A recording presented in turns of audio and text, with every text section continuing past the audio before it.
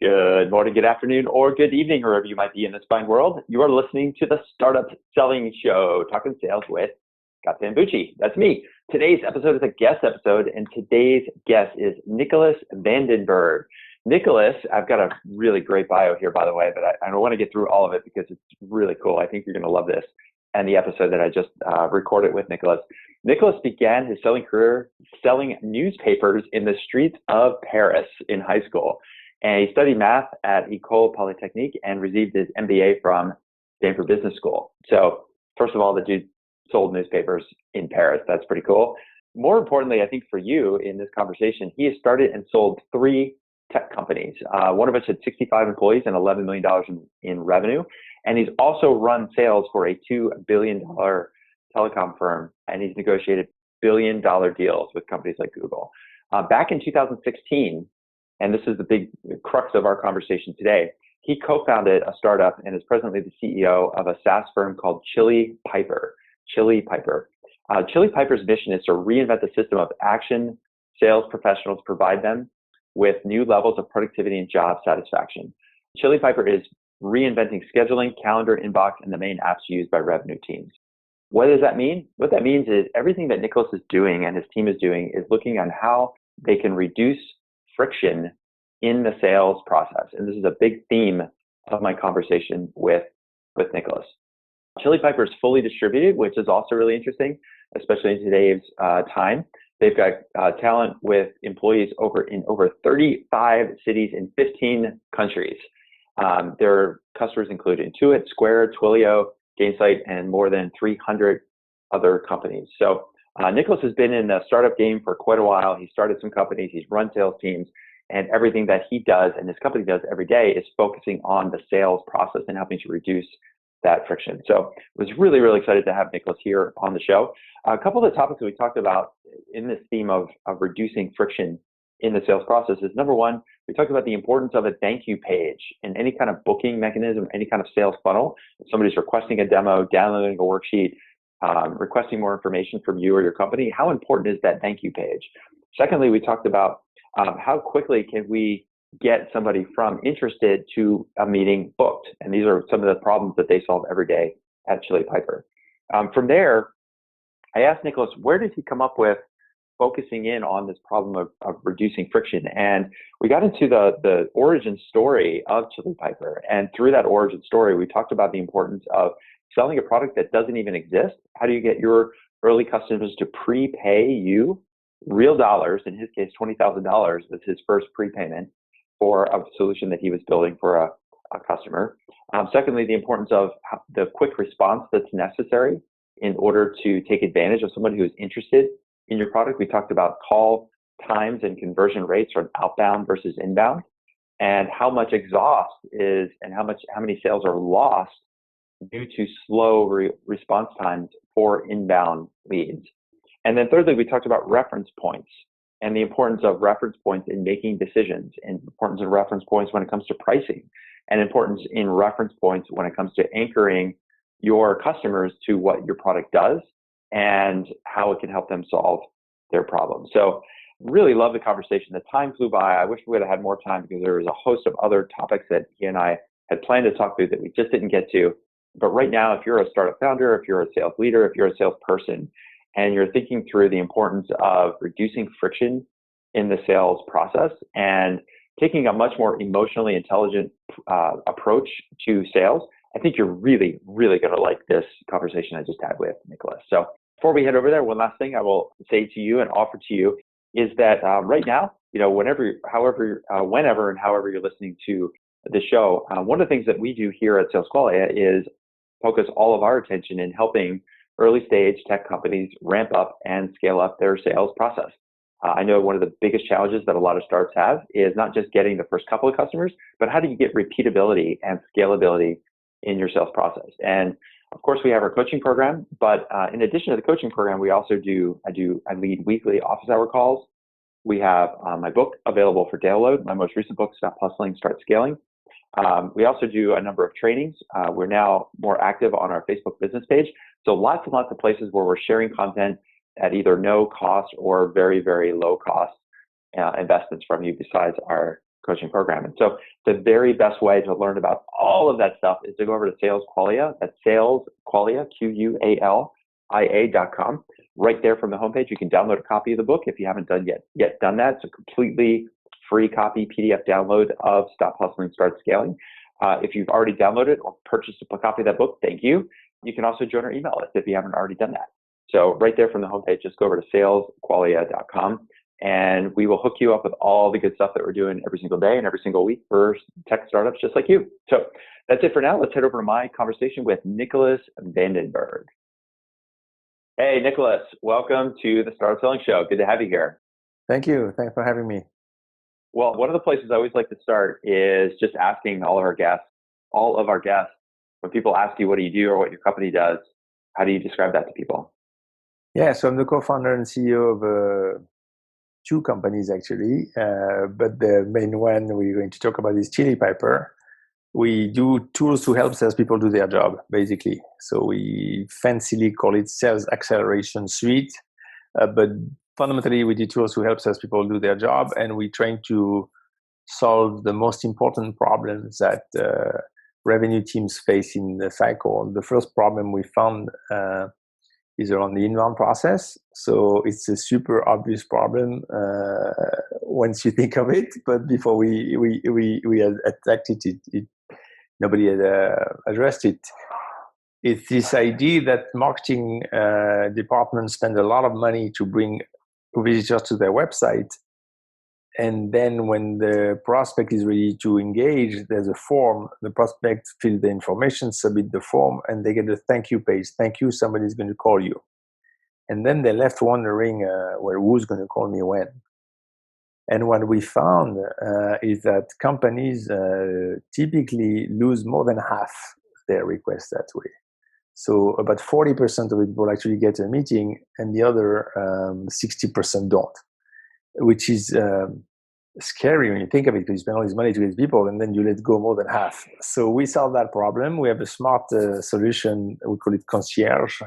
So it's a piece of JavaScript that goes in the page. When the form is submitted in real time, we take the data to qualify the prospect. We identify the rep who should take that meeting. We check if he's available. We dial the rep, we dial the prospect, they're now connected. Or alternatively, we retrieve the calendar availability of the rep. We display them to the prospect books a time, and the prospect knows when they're going to be able to engage.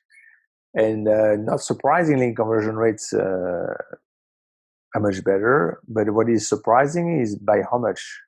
What we found is that we typically bring companies from 40% to 80%.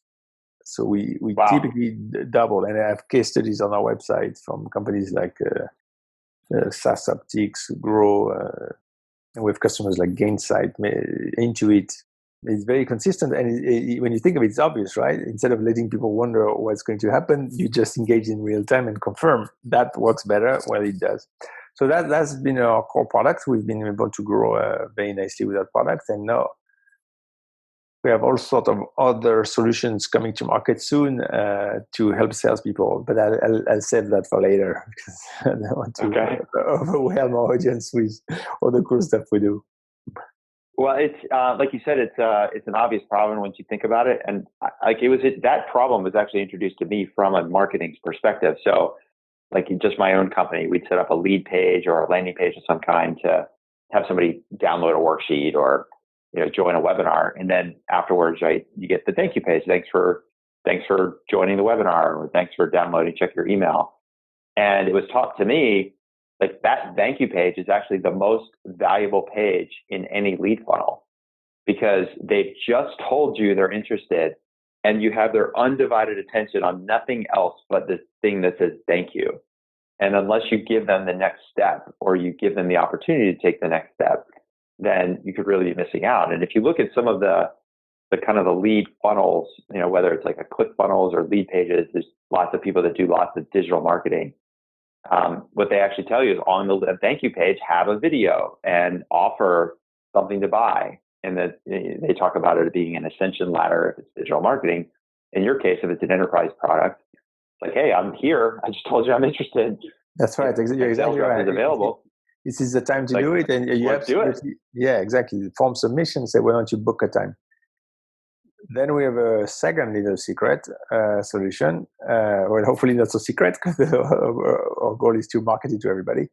We found that sometimes people still don't book, right? And maybe because they just don't read the white paper and they were not ready to book a meeting. So you present them with, say, why don't you book a time? And they decline. In that case, what we found is that companies typically send a calendar link. And of course, the leader is Calendly, thinking, well, if you want, here's an email to book a time by email. So that's progress versus doing nothing, to actually send an email, same thing. But what we found is that if you send a calendar link, then people have to click on the link, find a time, fill the form, submit, confirm, and that's a lot of steps. So we invented another solution. We generate possible times to meet, and we embed them in the email. And when we embed that in the email, we also know who the email was sent to. So when that prospect picks a time, we book in real time at that place. We don't ask, who are you? Because we know, we have kept it in form. And we thought that should work better, right? Intuitively it should work better. So this one is even more spectacular because in our prospect, it converted 9 times more.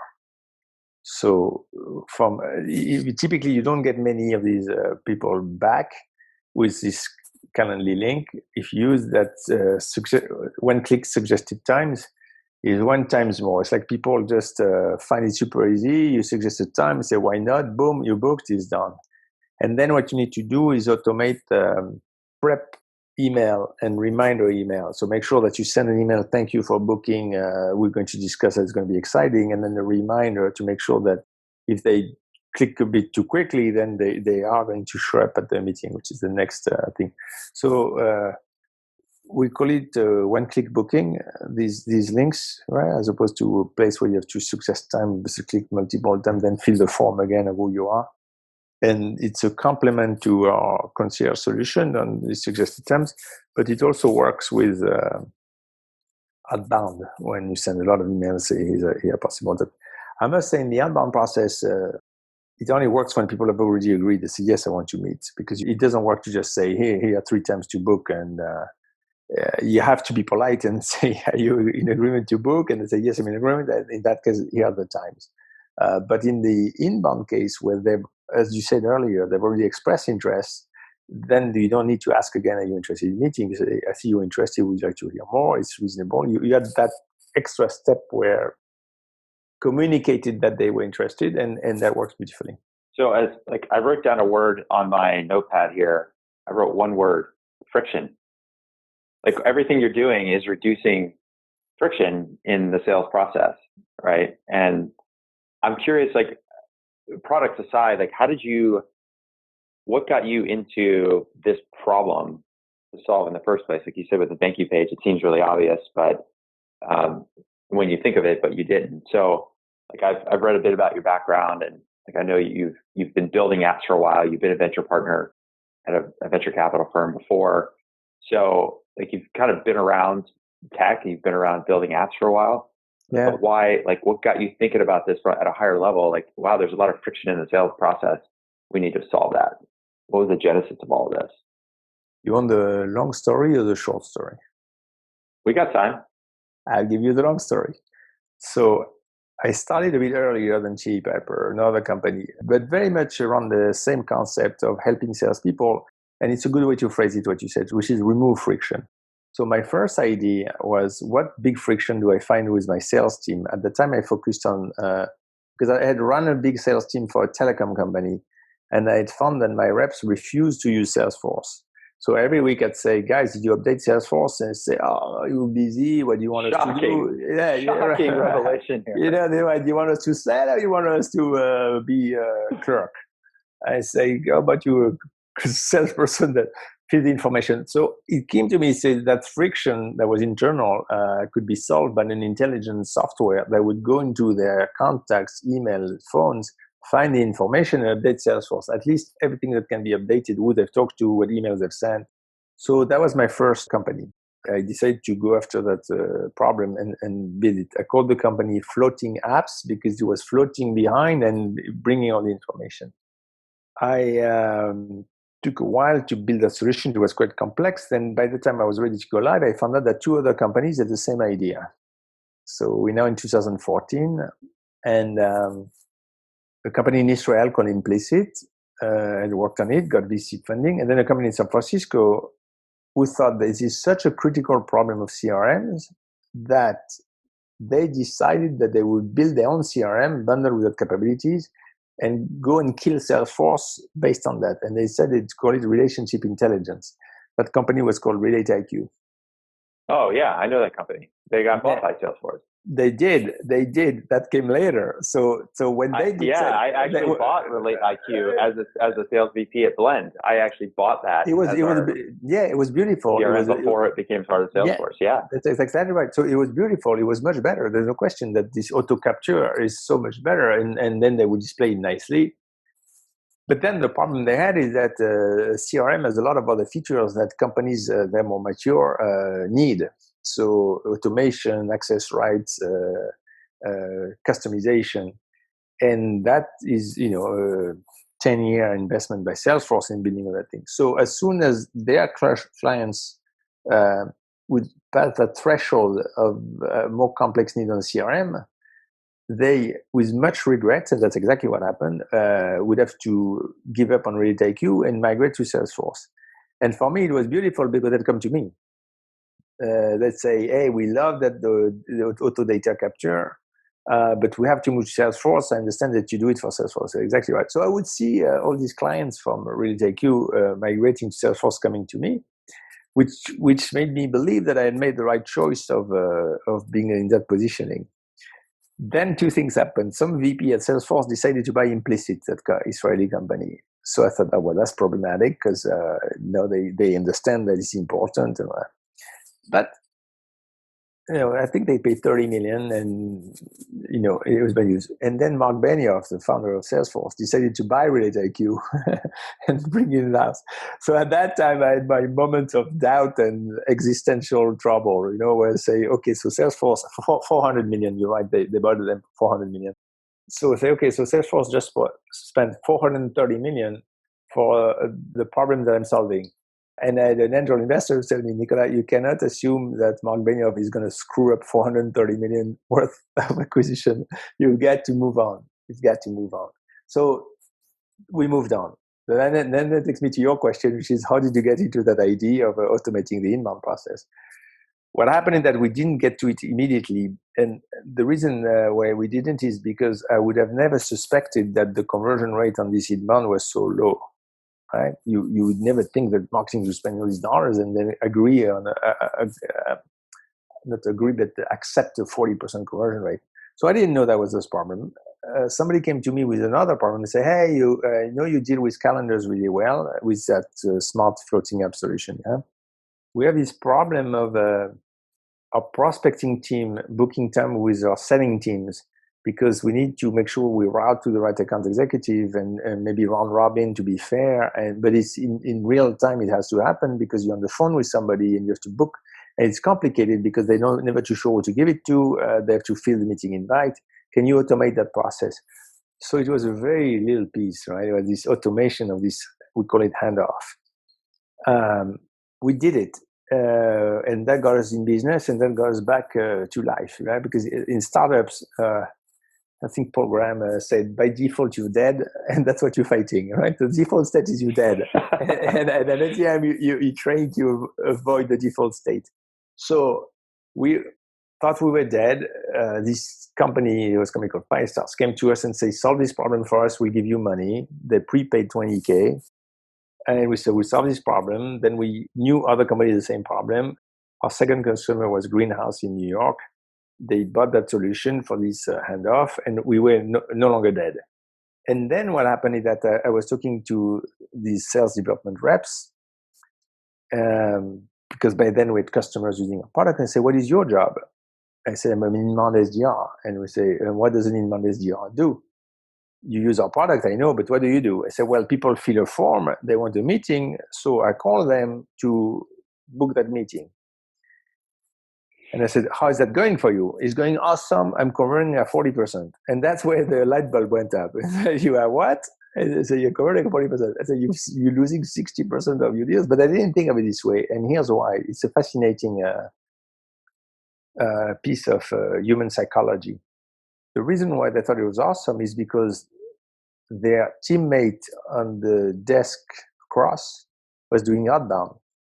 And in outbound, they were converting at 3%. Mm-hmm. So 40% was awesome, right? So that's why everybody thought 40% was awesome, because the alternative was outbound cold calling, where you convert at 3% on a good day, right? 2%. So that was that reference point, and that's something we're going to talk about, the reference point, because it's so critical in sales, reference points. But their reference point was, my friend is converting 3%, I'm doing 40%, I'm a hero. And the fact that I'm converting people who've already agreed was not a factor in the thought process. So then we said, okay, I've got to fix that problem. It was complicated to fix because you have to integrate with marketing automation on the form side and make sure you don't mess up any of the attribution and things, and then automate on the routing side, and then automate on the CRM side to update the CRM. There was a lot of moving parts. And to these days, we are the only ones who do it. Complicated things, and we are the only ones with a solution. So when we went to market with that, and we quickly had companies use our software and double their rates, that became our main product, and that's what took us to the next stage of growth. So the answer to your question is that I wish I'd seen that earlier, but it's really because by talking to my customers that I found that this problem. But it's interesting because they didn't express it as a problem. They didn't come to me and say, we have a problem, can you solve it, for that inbound process. For the handoff process, yes. They say, and it's interesting because it's, again, it's human psychology, where there are some problems that you're aware of and some problems you're not aware of. And the problem you're not aware of may be bigger, but it's just that you don't think that it could be done differently. So the handoff, it was a person on the phone booking for somebody else. That some of our companies had measured how much time it would take, and it would take 7 minutes. So you're on the phone with somebody, you want to book a meeting, and it takes you 7 minutes from beginning to end. So they experienced that. They felt it. There was something wrong there. They take so long every time they have to book a meeting, especially if they book a lot of meetings. On the inbound, as I said, nobody expressed that pain. So that was very interesting, because when we went to market, we went to salespeople and say, look, we're going to give you more revenues. And they say, don't touch my process, it's working great. I said, but you only have 40%. Yeah, it's good. So then we thought, well, who is going to be more sensitive to this problem? And to my surprise, it turned out that it's marketing, because marketing is now more and more in charge of generating pipeline, not only leads. And the obstacle for them to pipeline, of course, is for the meetings to happen, right? If they send you a lead or request a meeting and the meeting doesn't happen, there's no pipeline. So the demand gen guys are very motivated to make sure that the meeting happens and the pipeline is created. So they're the ones who came to us. All of a sudden, even though I designed the company to sell to salespeople, started selling to marketers. And to this day, that's what we do. We sell to marketers, because they are the ones who have the ownership of the problem, and they experience it more strongly than the sales team. So that's how we came up with that solution. But I must say that the first solution, the handoff, was a bit of a textbook approach, because we did search for problems that were out there, talk to a lot of customers, and eventually, by talking to a lot of them, somebody said, I have this problem, can you solve it for me? Sometimes I call it cheating in product market fit, because you don't invent something and see if it works. You ask people if they have a problem, and if they do, you solve it for them. But it's good cheating, because it's like the right approach. So that's all the when things happen. Yeah, you said there was the customer that prepaid $20,000? Company called 5 Stars in San Francisco. There's a couple of things I want to kind of dig into in that story that you just told, because there's some really important sales lessons in here, and sales management lessons that I think are critical to make sure people are extracting on this. So the fact that you had the customer prepay $20,000, what exactly was that conversation like? Because this is something we talk about we have some clients in our coaching program that are pre-revenue or very early product, and there's always this fear, like, well, the product's not done yet, and how do I ask for money? And I made a career out of selling stuff that didn't exist. I mean, I would sell wireframes and mock demos and say, yeah, the product's going to be ready in 6 months. And by the time we get through procurement and get through all the other stuff and a big enterprise sale, the product's going to be ready. So I need to start selling 6 months ahead of when the product is ready to be used anyway. But there's a certain amount of, call it either confidence or bravado to say, hey, we're going to solve this problem and you have this problem and the problem is so severe that we know you're willing to pay $20,000. Like, how did you have that conversation with somebody and get them to prepay the $20K? So I'd love to give myself a lot of credit and say, I can sell ice to Eskimos, and therefore I sold non-existent software to software buyers. But I don't think that's the case. What is the case is that this particular problem, as I mentioned, was experienced strongly. So these 7 minutes it took to book a meeting was, I'll call it experience pain. There's this concept of latent pain versus experience pain. And it's interesting because the first product on the handoff was experience pain. Our second product, concierge for the inbound, was latent pain. So people didn't know they had it. And so the answer to your question is, they were motivated because they had measured it in 7 minutes. And I think they say they need to take action, right? So, and there was no alternative, no good alternative. So when I came in, I said, look, we're going to do it, but we need your commitment. So we need you to pay up front. They were very motivated to solve that problem. And so that didn't take much salesmanship from me to do it because they were very motivated. If I had gone, frankly, on the second problem, which we do now, this concierge inbound automation, I doubt very much that I would have been able to get them prepay. I don't think I would have been able to, because the comparison I use is when the iPhone launched, I had the Sony Ericsson, and I love my Sony Ericsson. And a lot of people love their BlackBerry, which is now in the cemetery. But me, my Sony Ericsson, I loved it a lot. I did my email, I did a bit of browsing and that. Looking back, I can see that the web browsing was super shitty on the Sony Ericsson, but it looked good to me because my expectation was low. It was just that, I can access a little bit on the web. When Steve Jobs invented a better way to do an embedded browser on an iPhone with all sorts of tricks to make it much better, then you go back to Sony Ericsson and say, oh, that's a pain. No, I have a pain because I'm doing this shitty thing when I could do this thing. But before the thing existed, I didn't have a pain, right? So these are the two, to simplify, the two possible situations when you have a product. When people are aware of something that they're aware that it could and should be better, and therefore they're looking for a solution, versus they are not aware. And it could be that it could be 10 times better, like the iPhone versus Sony Ericsson, but since you're not aware, you're not looking. In my second solution, concierge, people were not aware. So if I'd gone to say, I'm going to automate your inbound process, I'm going to double your conversion rates, pay me $20,000 now, for sure, I would have failed. They would have said, do it and show me other customers who've done it, right, before I mess up my inbound process. And then you tell me. But for that thing where they were aware that there was a problem, then they were already willing to take action. So that's what happened. All right, folks, we are off and running in my conversation with Nicolas. I've got one quick ask of you, which is if you're listening to this episode for the first time, or you are a multiple offender and listen to this podcast for some time, maybe episodes or lots of episodes, or even for the last couple of years, one of the things that would really, really help me out is that if you would go over to Apple Podcasts, Spotify, SoundCloud, wherever you're listening to this podcast, if you go over there, just leave a review. The reviews help other people just like you find out about the show, and it helps us learn about what you like and how we can make things even better. So if you would be so kind as to go over to whatever listening platform that you're grabbing this episode and just leave a review so that other people can find out about it, that would be a huge help to me.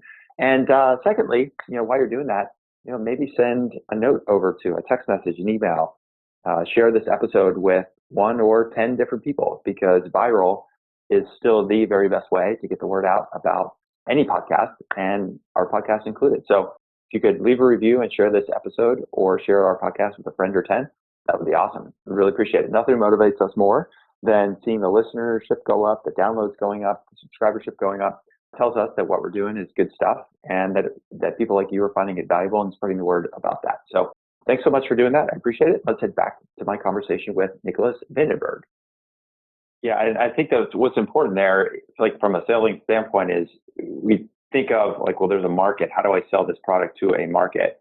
Instead of worrying about the market, let's just go find the 3% of the companies out there that are problem aware. First of all, they're experiencing this pain, and second of all, they're actively looking for a solution, because there's lots of companies that have a problem and they know the problem exists, but they go, the 7-minute thing, yeah, it's a problem, but it's not the one for us. That's the big one. We got to focus on these other things first.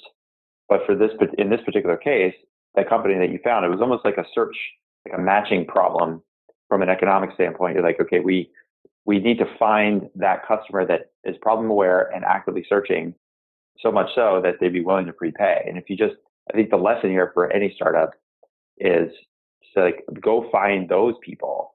Those are the people you can sell to quickly, so much so that they're willing to prepay for something. Yeah, that's a good point. You're making a very good point.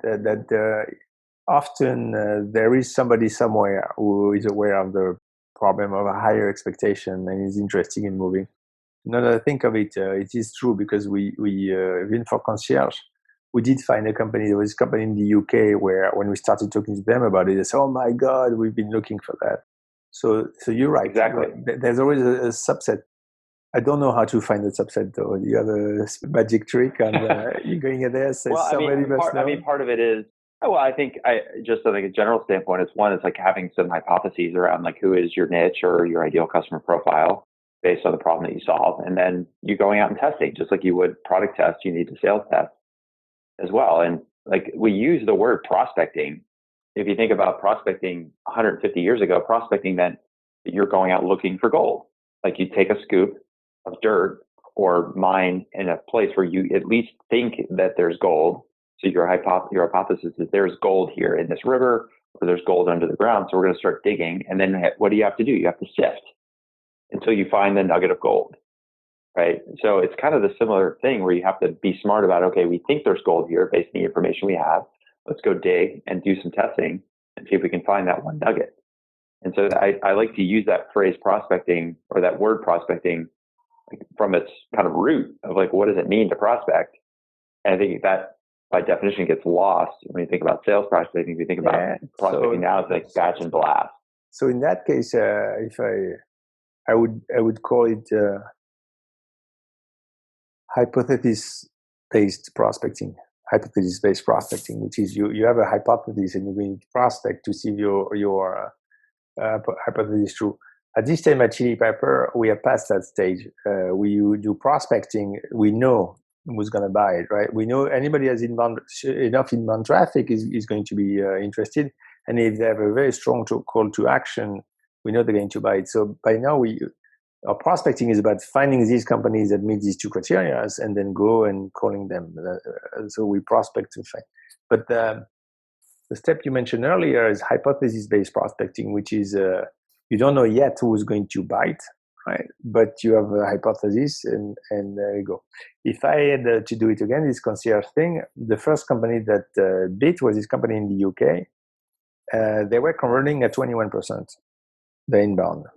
So I rephrase that. They were losing 79% of their hard-won leads, which is scary, right? So you can see, and you think, well, why could that be? And the reason why it could be is because they were selling to SMBs, and therefore at a very high volume.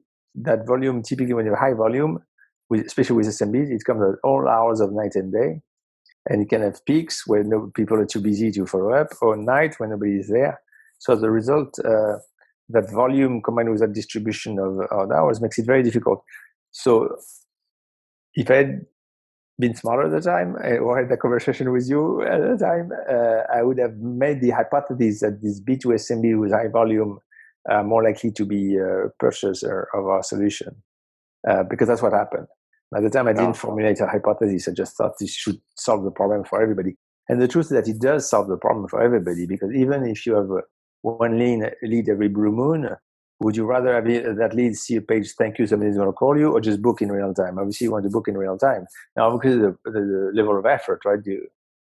It's maybe not the top problem there to solve, but it should be. And that's kind of the bias I had. But you're absolutely right. That the idea is you should have a hypothesis on who's going to resonate with your product, and then go and pick up the nuggets and see if that's true that there's gold there. And if there's no gold, then go to the other nugget and see if that one has gold. Yeah. That sounds right. Yeah.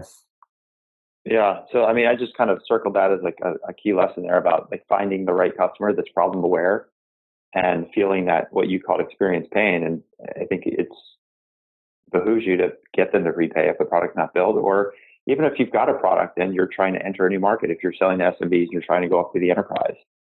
And why not like pre-sell it? If you can go find those couple of first customers that have that experience pain, then why wait until you build it and then try to sell it? It sounds like kind of almost illogical to build it first and then try to sell it, because you only need a couple of customers to commit, or in your case, one, in a sense, start the validation process. The second, there's two other things I wanted to mention about what you shared, Nicolas, is the inbound call times and just like the general reduction of friction. I think one of the things that we forget in this enterprise world is that we're all humans. So if you look like outside of B2B, but you look at B2C, like right now, if I go to say, right now is not a great time to buy a house. But if I was going to go apply for a mortgage, let's say I went to Zillow or LendingTree and I filled out a form. If anybody's ever gone to Zillow or LendingTree and filled out a form that said, I'm interested in a mortgage, do you know how quickly you're going to get phone calls?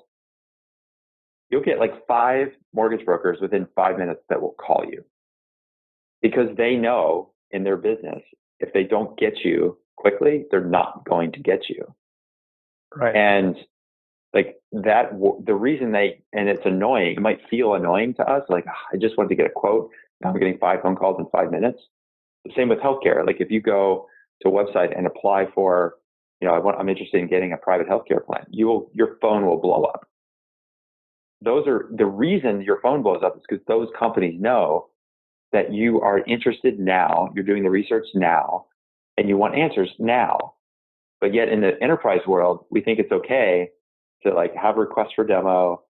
The lead comes in to the SDR 3 days later, they give them a call, they try to book a demo, and then it's just like the psychology is the same because we're a human. I'm out to solve a problem, whether it's buying a mortgage, healthcare, or enterprise solution. And I think that's also something that's lost when it comes to software or you're absolutely right. You're absolutely right. And I think it's not obvious to people, and it wasn't obvious to me. You think that the behavior is different when you're sourcing a business tool versus a personal solution, but it's actually the same. If nobody replies to you, you move on, right? You just, okay, either you find somebody else who's going to answer, and then you engage and you're done, or you move on and say, okay, well, in that case, I'll deal with that problem later. And if you're dealing with a busy executive, maybe they had time to work on this problem today or this week. And if you wait 3 days, by the time you get back to them, their attention is shifted to the next thing. And that thing is, they've left it behind. They're like, I'll just come back to it later. You had them in that moment. You could have made that as part of their priority queue. But if you don't respond quickly, then you can easily miss out, especially the higher up in the organization you go, the shorter amount of time you're going to be able to get with that person, because they're busy people. Yeah. So that was the second big lesson I took out of what you shared. And then the third is, I'd love to talk a little bit more about this reference point.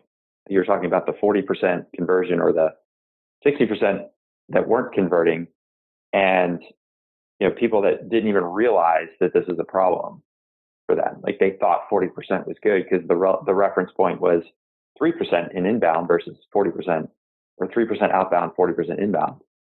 And so like we talk about this with our clients about like there's the known said problem, the problem people know, they openly talk about.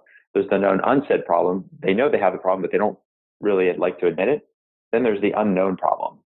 That's usually the real problem. If you can touch on that, now you've set yourself apart from everybody else, and you've created this problem awareness in a way and positioned yourself in a way that now they're coming to you for more answers because you've introduced a problem they didn't even know existed.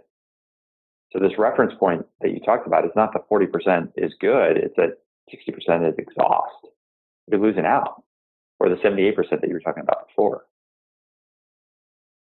Absolutely. So was just curious about if there's other reference points that you've seen, in the work that you're doing that are just, or this concept of reference point. Have you seen other places where this becomes particularly important? Very much so. So I'll give you two instances of that thing. The most obvious one is pricing. It's turned out that, there's all this economic theory about pricing, elasticity, supply and demand, and all that. But it turned out that that's not how people assess the fairness of a pricing. It's based on reference points. For example, it's a known fact that IT people are paid higher for the same job in Wall Street. It's a known fact. The reason for it is people around them are making so much money that it seems not right to, like if you have a sysadmin at $80,000 and the junior guy is making $500,000 trading, you say, I'll give you 120, right? Because, because the reference point. So that applies to pricing of products and services. When a great example in our space is email products were priced around $20 to $30. So if you were doing some email automation for salespeople, the price point is there were companies like Yesware or TalTap and at $15 to $20, $25. Phone was priced at $150 to $200. Why was that? Because to do a good phone product, you had to build your own network. There was a huge investment. So there was a company called InsideSales.com. Now they renamed themselves, offering the solution, and they had to build this very complex thing. So the reference $200. Then Twilio comes in and say, we build all this network for you. We make it super cheap, and all you need to do is a build solution. So building a dialer nowadays, phone solution for salespeople, is easier than building an email solution. It's trivial. Twilio makes it all available to you. I know because we did it. We built a phone system to dial people. It took us 3 weeks. But the reference point is still in the $250. So we charge more for our phone solution, and people expect to pay more. When Salesloft and Outreach, the outbound people, started pricing their email client, they were at $40. Then when they added phone, they said, no, it's not, it's 120. Even though the software they built was actually easier to build, but the reference point was anchored with the old day. And it's amazing because it stayed. You'd think that somebody would break in and give phone for $10.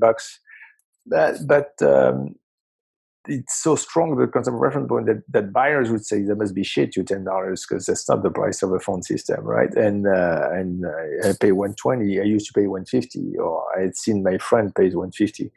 So that stays in the pricing of the solution. We actually in the process of adjusting our pricing because of that, because people sometimes think of us as scheduling, and scheduling has been anchored at $0 or $10 by Calendly. But of course, that simple solution, the Calendly solution, in all fairness, it took us another 3 weeks to do it.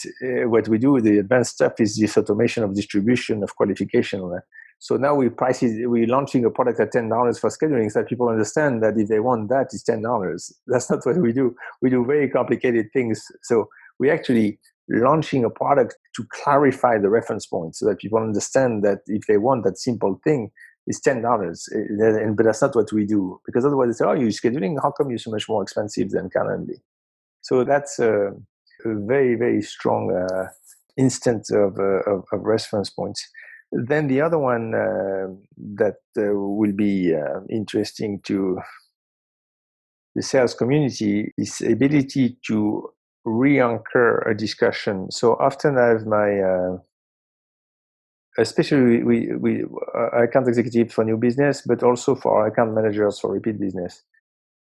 People or customers, say, come with a problem and are angry, frustrated. Things don't always go right. And I always say, look, what you want to do in your reply is acknowledge, for sure, what they call tactical empathy. Acknowledge that they have a problem, but you don't want to address the problem at that level, because at that level is going to say, I'm so sick of it. We disconnected from Salesforce and it stopped working, and you didn't notice it, and we lost 3 weeks of business. And what you want to do is change reference points. Go higher, say, I acknowledge this, I'm so sorry on that. how's the solution helping you compared to the alternative that you had before? So change big picture, go to the higher level, big picture. So that, because at that level, you see it's a little problem, right? And you can see, let's look at the big picture. But you can't tell people, no, come on, let's look at the big picture. But you need to very subtly go up at a higher level of discussion where you will see that it's a small problem. Because we human beings, we scale our attention to the problem at stake. So it's a good example with the virus happening right now, right? Maybe before the virus happened, we were worried that we couldn't get a seat at a restaurant because it's very busy, right? Right? That was our concern. That was the stress of the Friday night that I can't get in at Balthazar in New York, right? I can't get a seat. I'm stressed about it. And then next thing, all restaurants are closed, right? But we adjust. Then the new stress is that will I catch the virus, right? We constantly adjust. And it's actually a feature of the brain. So I'll tell you something that fascinated me that I discovered. It's a feature of the brain because it's the only way to be computation efficient. It turned out that if you go outside during the day, the level of intensity of energy that you get from the sun, the lightning, to look at things, is 1,000,000 times more. It's 1,000,000 times more energy than when you go back home and you turn on your little light bulb. So the brain gets 1,000,000 times more light, and yet it has to recognize that blue is blue and red is red in both circumstances, right? So you're outdoor, your son has a blue shirt, you come home, you still want to see that it's a blue shirt, and you have 1,000,000 times less energy to do that. So the brain rescales. It rescales. It just goes adapt down and says, no, I'm going to recompute based on this new baseline. So it's constantly re-baselining. And so it's a feature of the brain. So that's what happened to us. It's like, we have a problem that we can't get a booking at Balthazar. And now the new problem is that people are dying around us. And we rescale our level of stress and attention to these things. So it's fascinating, right? Because it's such different orders of magnitude. Yet what's keeping us attention? So in the buying process, you have the same thing where people get frustrated with what we can call small problems, and they get stuck to it. And if you stay at the small problem level, then you're just going to get into the battle. But if you can just, I guess you could say, turn on the light, right? But turn on the sunlight and say, look at the sunlight. That doesn't look like a big problem, and look at the thing. So I spend a lot of time coaching my account managers on that approach, and especially by email. So we spend a lot of email coaching. The way I discovered it. So we're about to launch a new product around inbox, and the way it happened is that I was spending a lot of time listening to calls, so do call analytics, right? You say that, you say that, and then I forget the other part, which is then things get by email exchange, and you don't know what happens. So that doesn't make sense, right? I mean, it's part of the process. Why do I spend training only on calls and not on email? So we built a tool at ChiliPiper that we're about to bring to market called Chill Inbox or Inbox that has two key features. One is shared account intelligence. So I can see all the emails that are sent to account in my inbox. I can see what my reps are saying and what people are responding. I have access to all these threads. And the other feature is the ability to comment. So we actually even let this ability to comment on emails. So that way I can say, hey, I don't think that was the right answer what you gave him, because look at that, he said that. Or even better, if it's ahead of time, say, oh, wow, he looks very angry. This is what you need to do. So that's the place where I very often recommend to say, hey, change the reference points. Bring up the topic to a higher level in your email, right? So acknowledge their pain and then bring up the higher level. Because you find very, very often people, our reps, understandably react emotionally. So they get a bit frustrated that the guy says that, or that is not true. And very often it's not true. They think that doesn't matter if it's true or not. What you want to do is handle the situation by bringing up to a higher level, where at that level that the thing doesn't matter. we're all good. We move on. The approach I give, and maybe I should use it more often for myself, is if my wife criticized me, say, for leaving the dirty dishes on the kitchen top, right, or the other way around. You can say, "Oh, come on, it's nothing in the kitchen top," but it's not nothing for her, because otherwise she wouldn't be there. But if you just take it to the next level and say, "You know what? You're right. I'm going to fix it, and I love you very much, and our relationship is much more valuable to me than this effort, and I'll do it."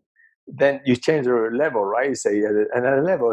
You say, I know you say, okay, continue with that dirty dishes. You just, if you bring back to the next level, you change it.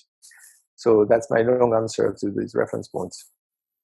Well, I was two thoughts on the re-anchoring. I was thinking about this exact situation you were talking about, dishes. My wife and I have an ongoing battle where I have what I believe to be the prescribed way to load the dishwasher. And if certain dishes go certain ways, these things go in the dishwasher, those don't. And, unjustifiably get upset sometimes. I'm like, these bowls aren't in the right order. And it used to really tweak me in my brain when I'd open the dishwasher and things weren't loaded right. But now over the last few weeks, right, we're all at home. We're all dealing with lots of other stress. And it doesn't even faze me now. It's just like, because it's like compared to all the other stuff that we're dealing with every day, it's like, I don't even care. I'm just happy that the dishes are in the dishwasher and we can run the thing and have clean dishes. It's like, I've completely re-anchored my perspective on like what is important and what's not, because it's so trivial. And it's like, my friends laugh at me because my wife and I talk about it openly with our friends. Like, yeah, Scott got mad again because I loaded the dishwasher in the wrong way. But now it's like so trivial. And I thought of that this morning. And as you were describing, like the email, the product that you're launching, and the way that as a sales rep or even as a founder, if I'm out selling, we can get into this sort of feature battle. Customers will say, well, what about, you don't integrate with Salesforce, or I can't easily import my files, or the button's blue, it's not red. And we immediately sort of react, as you said, emotionally, like, oh, well, the reason, like, why would you want a red button? They're blue for a reason. Here's all the reasons why we made the button blue and not red. Or here's the reasons we don't have integration to Salesforce yet, but we're going to have it in 3 months. And it's easy to get sort of like mired in this trivial conversation. And it's like you said, it's our job as salespeople to sort of take a step out and say, okay, first of all, I hear you. I understand that your question sounds like you really want red buttons, not the blue ones that we have. Secondly, maybe you can help me understand, like, how is this red button going to affect the overall performance of our platform versus your current process? And in a case, especially if you're selling a new product where you don't have a lot of competitors, all of a sudden you re-anchor the conversation and say, look, great. Like, I know you want the red buttons, ours are blue. If you don't use the platform at all, what options do you have available to solve this problem that we're talking about? And they realize, okay, yeah, maybe it's not such a big deal that the buttons are blue instead of red. And so we have to have that emotional intelligence to withdraw out. I like the way you label it, re-anchoring. That's right. Well, that was your word. Did I say that? You're talking about reference points. Yeah, you're talking about re-anchoring. Yeah. Okay. Well, then I'll take credit. I'll share the credit with you. Yeah, re-anchoring is exactly what it is, and you want to make sure that you re-anchor higher, of course, right? So you don't re-anchor sideways, you re-anchor higher. So you move to big picture. But you're exactly right. So you're right. Yeah. Integrate with Salesforce now. How much of your current requirements can we already meet, and how much more will we meet when we do Salesforce, right? So then you look at, yes, you're right. You already meet a lot of my requirements. So. And that goes all the way back to the prepay. Where you're like, well, look, we're going to have the Salesforce integration in 3 months. It's on the roadmap. So how about you buy the product today for, what we're selling it for, and you get to solve the problem that otherwise wouldn't be solved. And even better, in 3 months, we're going to have the Salesforce integration. So it's not like we're never going to have it. It's just not now. Right. So there's a lot of ways you could sort of take what you've just shared over the last 30 or 45 minutes, sort of like think through, like, what's a more mature and emotionally intelligent way to go through a sales process with your customers. Because I imagine, like, you launching these new products, it's not like you said yourself, like we have a calendar app, but we only offered it because it gives people a reference point to price. Like, oh, if you want a $10 product, we have a $10 product. But now you're going to go show all these other things of the advanced complexity around the rest of your product. And I could see a situation where your customers or your prospects are like, oh, but you don't do this thing and you don't do that thing. And like, okay, well, yeah, we don't. But like, what else do you have other than have somebody like pick up the phone and call and have 60% of your meetings not get booked? Oh, that's right. Is that really what you want? Exactly. Like, is that really what, like you're going to give up, like literally cut off your nose and spite your face? Yeah, that's right. So listen, Nicolas, I know we're coming up to the end of our time together. I really appreciate the lessons here that you shared just through this. I don't think you did it intentionally, but I learned a lot just talking about these three concepts we talked about, like prepaying, be willing to sell your stuff, thinking about the response times to people, and then this idea of reference point, pricing and re-anchoring. I'm excited to see the new product that's coming out. It sounds really cool. We're going to, I presume you use Gmail for your business? I do. So we're going to, in a couple of weeks, we'll have a commenting in Gmail. You'll be able to ping somebody and say, hey, look at that. What do you think we should do? And then we'll do this account intelligence. We'll bring it to market a couple of weeks later. So, but the commenting, I'll make sure to email you as soon as it's available, because I'd love your feedback. Yeah, I'd love to take a look at it. Lots of ways that I can think about using it myself, and then also, the teams that we coach every day. I think they could probably benefit from something like this as well. So where should people go if they want to connect with you personally or connect with your company? What's the best place to send them? Well, we use our own tools. So if you come to ChiliPiper.com and want to book a meeting, you'll be connected in immediate real time. That's the best way to get in touch with us. And of course, anybody I'm on LinkedIn, I'd be happy to connect. Okay. What do you do in situations where people don't want to do that meeting right away? Because on the one hand, you're like, okay, I want to check it out, but I don't want to have how do you think through that? Yeah, psychology there. We have an automation that sends an email. We call it, for those who don't book, says, hey, it looks like you were not, you didn't get a chance to book, but, and we suggest times, right? So you can book in one click suggested times. And then we'll send another one a couple of days later to try to re-engage. I mean, at the end of the day, people don't want a meeting. They say a choice. You just want to make sure it's super easy. As you say, there's less friction in making it happen. Yeah. It's just, it seems like there's a mechanism there. I think it's an important one. Like people that do engage and do want a meeting, give them the opportunity, but also give people an off ramp. Like they don't have to book. And I think it's for everyone. It's just not everybody's ready for a call, but they do want to check stuff out. So I think some people's fear are, that's why, like, you think about calling, like we're talking about the mortgage broker. Like if I go to LendingTree now, people know that game now. We didn't know it 10 years ago. Like now if I click submit, I'm going to get like pummeled with phone calls. And that's the reason people might not click that button. Yeah, that's right. But if there's an opportunity for them to get there and say, okay, well, I can check it out, but I don't have to do a call. I don't want to, but if I do, it's going to be really easy. I think it gives, the buyer a lot more, the sense of control, like choose my own adventure. I don't have to sit around and wait if I don't want to, but if I do want to sit around and wait, that's okay too. Yeah, very much so. And the sense of control is something super important in business. So, I mean, it's true. People want to see it because we build software, and I can see when you do something that is powerful in terms of automation, but somewhat constraining on what the user can do, it's very unlikely to get adoption. Whereas if you do something, a great example is Trello. If you're familiar with the Trello boards, on a Trello board you can do anything. And then it doesn't do anything for you, right? If you want to move from one stage to another, you have to manually move. If you want to put the date, you have there's no intelligence or automation, but you can do anything. And it's super successful because people have the power to do whatever they want in an easy tool. Often power trunks automation control trans automation. Yeah. Well, cool. Nicolas, thank you so much for the time. My pleasure. I'm glad we're able to make it happen. Same I learned here. a lot. That's fun. We had a bunch of other topics we didn't get to, so maybe we'll have to do a part 2 sometime soon. Sounds good.